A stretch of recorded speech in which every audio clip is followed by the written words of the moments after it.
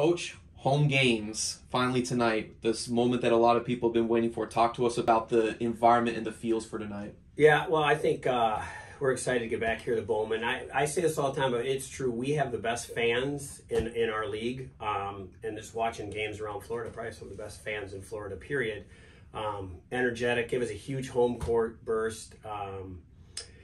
And I know our guys love playing in front of their classmates and families, etc.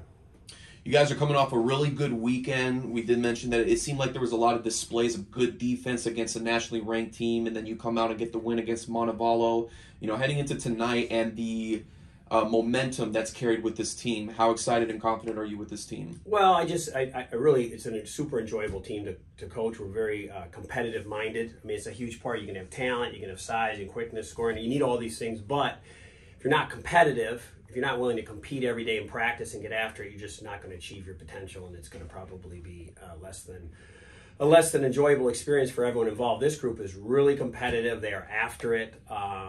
We have some very good depth, and our practices are excellent. Guys are just after it every single day. So they're a great group to travel at this stage of the year, especially with 9 new guys. It's very process oriented. I mean, we're an outcome based profession, right? Coaching is wins and losses, sports and wins and losses, but the process of getting better, that's really what's important for us. I mean, really important that we are constantly improving every day in practice. We see improvement. You're going to be inconsistent, especially this time of year.